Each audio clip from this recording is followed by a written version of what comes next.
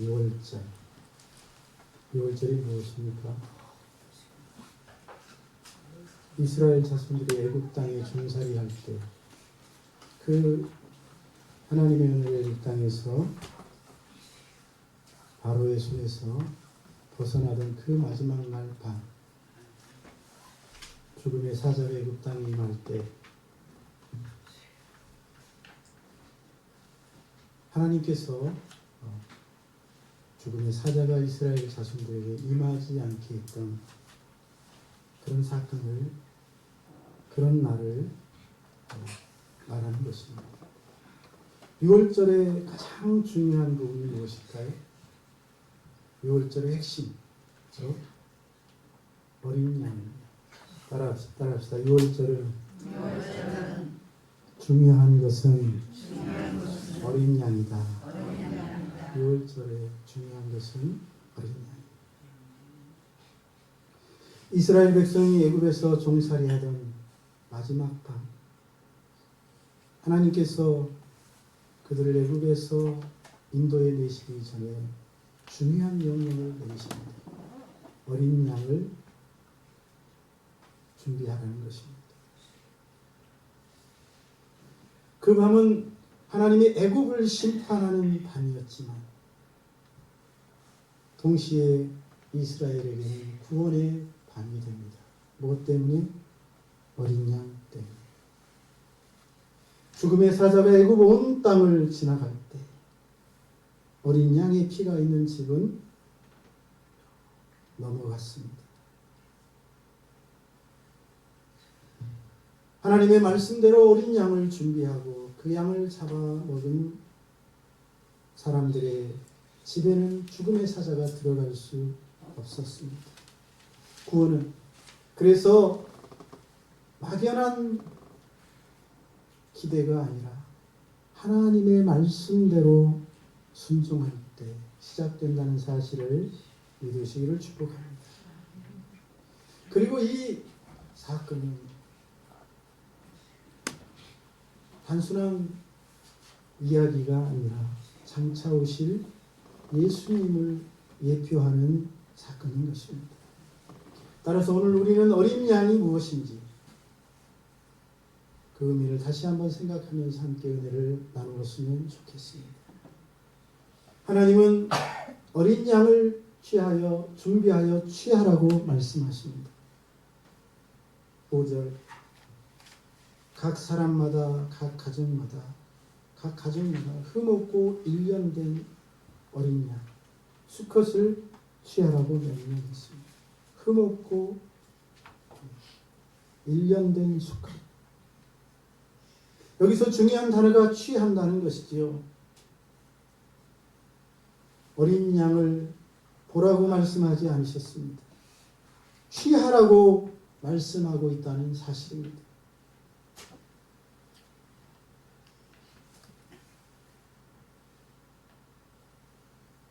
많은 사람들이 이 말씀을 들었습니다. 애굽 땅에 수많은 이스라엘 백성들이 살고 있었습니다. 애굽 사람들도 있었습니다. 그리고 하나님이 어린 양을 취하라는 명령을 주셨다는 사실도 들었을 것입니다. 어떤 사람은 양을 취했을 것이고 어떤 가정은 준비하지 않았을 것입니다. 그러나 하나님의 심판이 시작될 때, 죽음의 사자가 애굽 땅을 지나갈 때 생명과 죽음을 가른 기준은 다른 것이 아닙니다. 바로 이 어린 양에 있었습니다. 어린 양을 취했는가 그렇지 않았는가가 살고 죽는 문제를 결정했습니다. 하나님의 구원의 길은 열려 있었지만 모든 사람이 그 길로 간 것이 아닙니다. 어린 양을 선택한 사람, 취한 사람만 그 길로 간 줄로 믿습니다. 우리는 여기서 중요한 사실을 깨닫습니다. 구원은 자동으로 주어지는 것이 아닙니다. 하나님은 구원의 길을 준비해 주셨습니다. 하나님은 우리를 구원할 어린 양도 마련해 주셨습니다. 그러나 그 구원을 취하느냐 취하지 않느냐의 결단은 각 사람에게 달려 있습니다. 어린 양을 취한 사람은 죽음의 사자를 만나지 않습니다. 어린 양은 장차 이 땅에 오실 예수 그리스도를 예표한다고 말씀드렸습니다. 예수님은 죄가 없으신 흠없는 어린 양으로 이 땅에 오셨지. 그리고 우리의 죄를 대신 짊어지시고 십자가에서 죽으셨습니다. 성경은 바로 그 예수님을 하나님의 어린 양이라고, 누구의 어린 양? 하나님의 어린 양이라고 불렀습니다. 애굽 땅에서 이스라엘 자손들이 준비한 어린 양은 자신이 기르던 어린 양이었죠. 하지만 예수님은 하나님이 준비하신 어린 양이 아닙니까? 세상의 죄를 지고 가실 어린 양으로 하나님이 준비하셨고 보내셨습니다. 다시 말씀드리면 하나님은 이미 우리를 구원할 어린 양을 준비해 두셨습니다. 그래서 여호와 이레의 하나님이라고 하지 않습니까? 문제는 하나님이 준비하지 않은 것이 아니라 우리가 그 어린 양을 취하지 않았다는 사실입니다. 취하지 않은 자는 저주를 받습니다. 심판을 받습니다. 죽음의 사자를 만납니다. 영원히 멸망을 당합니다. 교회를 다니는 것과 어린 양을 취하는 것은 다른 문제입니다. 교회를 다니는 것이 곧 어린 양을 취하는 것은 아니라는 사실. 성경을 아는 것과 어린 양을 취하는 것도 다른 문제입니다. 예수님에 대해 지식으로 아는 것과 그분을 나의 구주로 영접하는 것은 다른 것입니다. 어떤 사람은 예수님을 종교적 인물로 알고 있습니다. 또 어떤 사람은 예수님을 훌륭한 스승 정도로 생각합니다. 어떤 사람은 예수님을 도덕적 가르침을 주신 분으로 이해합니다. 그런 면도 있죠. 그러나 그것이 다가 아닙니다. 성경이 말하는 믿음은 그것보다 훨씬 더 깊은 것입니다. 단순히 예수님에 대해 아는 것이 아니라 예수님을 나의 구주로 받아들이는 것입니다. 그 어린 양을 내가 취하는 것이지요. 출애굽의 밤에 어린 양이 집 밖에 있으면 아무런 의미가 없습니다. 그 어린 양이 실제로 각 가정에서 취해야 하고 각 사람이 취해야 했습니다. 예수님이 세상의 구주시라는 사실만으로 충분치 않습니다. 그분이 나의 구주가 되어야 합니다. 여러분, 예수 그리스도는 인류 전체를 위한 어린 양으로 오셨습니다. 그러나 동시에 각 가정, 각 사람이 취해야 할 어린 양인 줄로 믿습니다. 부모의 믿음이 자녀의 구원이 될 수 없습니다. 교회의 오랜 전통이 교회에 속한 성도들의 구원을 이룰 수도 없습니다. 신앙적인 분위기가 우리를 구원으로 이끄는 것도 아닙니다. 구원은 언제나 어린 양을 취했느냐 취하지 않았느냐에서 결정되기 때문입니다. 구원은 그래서 언제나 개인적인 결단에서 이루어집니다.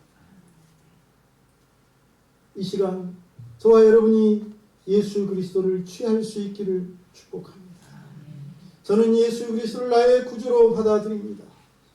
어린 양이신 예수님을 내 생명으로 취합니다. 이 고백이 있기를 축원합니다.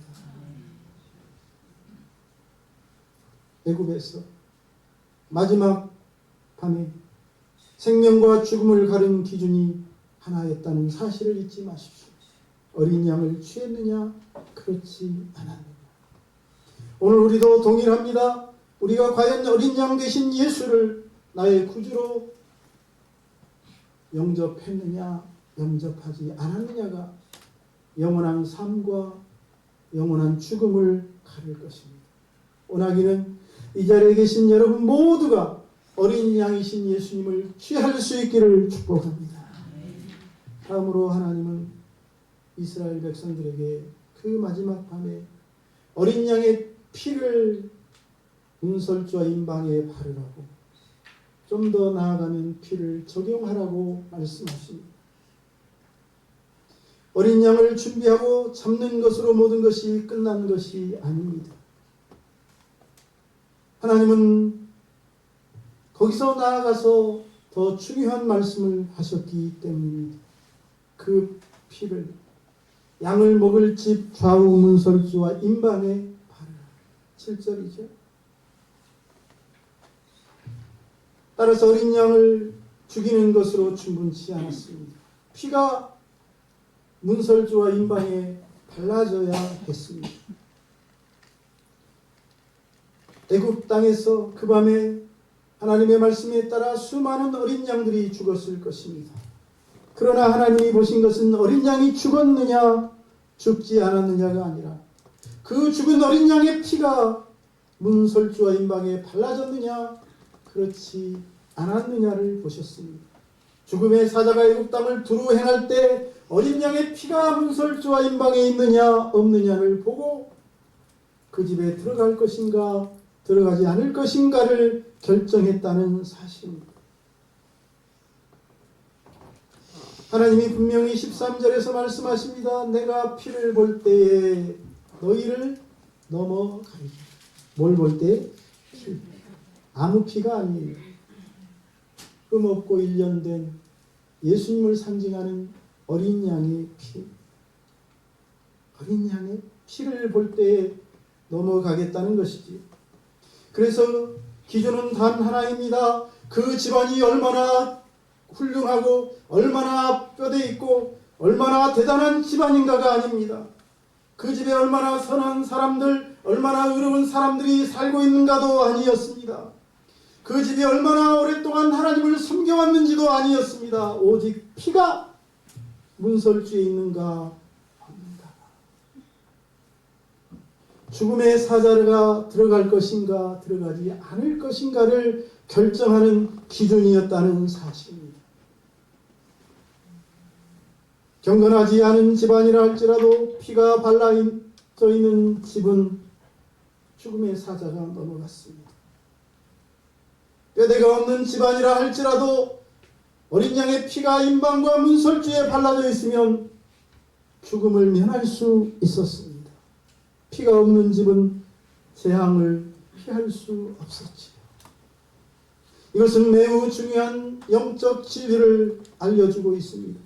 어린 양이 죽었어도 십자가에서 피를 흘리고 죽었어도 그 피가 나에게 적용되지 않으면 아무 소용이 없다는 사실입니다. 사도 바울은 고린도전서 5장 7절에서 이렇게 선포하고 있습니다. 우리의 유월절 양 곧 예수 그리스도께서 희생되셨느니라. 예수님의 십자가는 이미 완성되었습니다. 그분은 십자가에서 이미 피를 흘려 우리를 대신하여 죽으셨습니다. 구원의 값은 이미 치루어졌습니다. 그러나 한 가지 질문이 많습니다. 그 은혜가 내 삶에 적용되었느냐 그렇지 않았느냐는 것입니다. 출애굽의 밤에 어린 양이 죽었다는 사실로 충분하지 않았습니다. 그 피가 실제로 문설주에 내 집 문에 발라져 있느냐, 예수님이 십자가에 죽으셨다는 사실만으로 그리고 그 사실을 아는 것만으로 충분치 않습니다. 그 보혈이 나에게 적용되어야 합니다. 내 삶에 적용되어야 합니다. 믿음은 그래서 단순히 머리로 동의하는 것이 아니라 삶으로 받아들이는 것입니다. 출애굽의 밤에 이스라엘 백성들은 실제로 붓을 들고 피를 찍어 문설주와 임방에 발랐습니다. 이것은 상징이 아니라 믿음의 행동인 줄로 믿습니다. 십자가에서 흘리신 그 보혈의 피가 저와 여러분의 모든 죄를 씻고 우리를 죄와 사망에서 벗어나게 한 줄로 믿습니다. 이스라엘 자손들은 붓을 들어 어린 양의 피를 찍어 그 피를 문설주와 임방에 바르면서 하나님이 말씀하셨으니 우리는 이 피를 바릅니다. 이 피가 우리를 살릴 줄로 믿습니다. 라고 고백했을 것입니다. 그리고 그 믿음의 순종 위에 구원이 임했습니다. 죽음의 사자가 그 집을 들어가지 못했습니다. 어린 양의 피가 있는 집은 감히 죽음의 사자가 넘어올 수 없다는 사실을 믿으시기를 축복합니다. 예수 그리스도의 보혈의 피가 죽음의 사자를 물리치고 사망 권세를 깨뜨리고 어둠을 물리치게 될 줄로 믿습니다. 믿음은 그래서 단순히 예수님을 존중하라는 것이 아닙니다. 예수님의 가르침을 쫓으라는 것도 아닙니다. 믿음은 이렇게 고백하는 것입니다. 나는 예수님의 보혈이 아니면 살 수 없습니다. 나는 내 의로 설 수 없습니다. 오직 예수님의 보혈로만 생명을 얻을 수 있습니다. 할렐루야. 이 고백이 있을 때 심판은 넘어가고 구원의 은혜가 임할 줄로 믿습니다. 하나님은 그 밤에 그 집안에 누가 있었는지를 묻지 않았습니다. 그 집에 착한 사람이 있었는지, 도덕적으로 완벽한 사람이 있었는지, 종교성이 풍부한 사람이 있었는지 묻지 않으셨습니다. 하나님이 보신 것은 어린 양의 피가 있는가. 피가 있는 집은 넘어가셨지요. 하나님이 저와 여러분을 보실 때도 동일하게 보실 것입니다. 내가 얼마나 의로운가, 내가 얼마나 거룩한가, 내가 얼마나 착하게 살아왔는가 아무 소용없습니다. 어린 양의 피를 바르지 않으면 주님을 만날 수 없습니다. 하나님 앞에 설 수 없습니다. 영원한 생명도 얻을 수 없습니다. 중요한 것은 어린 양의 피입니다. 이 예수님의 피 때문에 우리가 구원에 이를 줄로 믿습니다. 다시 하나님 앞에 설 줄로 믿습니다. 영원한 삶을 얻게 될 줄로 믿습니다. 그래서 하나님이 이 시간 묻습니다. 너는 내 아들 예수의 보혈 아래 있는가? 그 보혈 아래 있을 때 정죄가 지나가고 심판이 멈추며 구원의 은혜가 임할 줄로 믿습니다. 그러므로 내 의가 아니라 예수 그리스도의 보혈을 붙들 수 있기를 축원합니다. 또 하나, 하나님은 이스라엘 자손들에게 중요한 명령을 내렸죠. 그것은 바로 어린 양을 먹으라는 것입니다. 따라합시다. 어린 양을 먹으라. 어린 양을 먹고 새로운 삶으로 나아가라는 뜻입니다. 하나님은 어린 양을 잡고 피를 바르는 것으로 끝내지 않으셨습니다. 또 하나의 명령을 내리시는데 그 밤에 그 고기를 불에 구워 먹고 무교봉과 순나물과 아울러 먹으라고 말씀하셨습니다. 어린 양을 단지 제물로 드리는 것으로 끝내지 않으셨습니다. 그 어린 양을 먹어야 했습니다. 어린 양을 바라보기만 해서도 안 되었습니다. 어린 양을 집안에 두기만 해도 안 되었습니다. 그 어린 양을 잡기만 해도 안 되었습니다. 그 어린 양을 먹어야 하는 것입니다. 이것은 매우 영적 의미를, 깊은 의미를 가지고 있습니다. 먹는다는 것. 단순히 접촉하는 것이 아닙니다. 먹는다는 것은 그 생명을 내 안에 받아들이는 것입니다. 여러분, 어떤 음식을 먹을 때 그 음식이 우리 몸에 들어와 우리의 피가 됩니다. 우리의 살이 됩니다. 우리의 에너지가 됩니다. 힘이 되는 줄로 믿습니다. 마찬가지로 어린 양을 먹는다는 것은 그 어린 양의 생명이 우리의 생명이 되는 것입니다. 우리가 그 어린 양과 하나 되는 것을 의미합니다. 이 장면은 장차 오실 예수 그리스도를 가리키는 중요한 예표입니다. 예수님은 요한복음 6장에서 놀라운 말씀을 하셨습니다. 내 살을 먹고 내 피를 마시는 자는 영생을 가졌고 심판에 이르지 아니하라. 할렐루야. 이 말씀은 단순히 문자적으로 먹으라는 뜻은 물론 아닙니다. 예수님의 생명을 받아들이라는 것입니다. 그분은 우리의 생명으로 삼는 것을 의미합니다. 예수를 믿는다는 것은 예수님을 존경하는 것이 아닙니다. 가르침을 좋아하는 것도 아닙니다. 예수님을 믿는다는 것은 그분을 나의 생명으로 삼고 살아가는 것입니다. 그분의 삶을 살아가는 것입니다. 그래서 하나님은 어린 양을 먹을 때 특별한 명령을 내립니다. 11절 허리에 띠를 띠고 발에 신을 신고 손에 지팡이를 잡고 급히 먹으라. 즉시 떠날 준비를 하고 먹으라는 뜻이죠. 그 밤은 단순히 그래서 재앙을 피하는 밤만이 아니었습니다. 애굽을 떠나는 출발의 밤, 새 출발의 밤이었습니다. 이스라엘 백성들은 오랫동안 400년이 넘는 세월 동안 애굽에서 종으로 살았습니다. 조선 왕조가 몇 년이었죠? 500년 가까이 되었죠. 참으로 긴 시간 동안 종으로 살았습니다. 자유가 없었습니다. 희망이 없었습니다. 미래도 보이지 않았습니다. 그러나 하나님은 그들을 그 자리에서 끌어내시려 했습니다. 그래서 어린 양을 먹는 것은 단순히 생명만 얻는 것이 아니고 이제부터는 새로운 인생을 시작하는 사건인 줄로 믿습니다. 종의 자리에서 자유의 자리로 나아가는 출발점입니다. 우리도 동일합니다. 예수 그리스도를 믿는 것은 단지 죄사함을 받는 데서 끝나는 것이 아닙니다.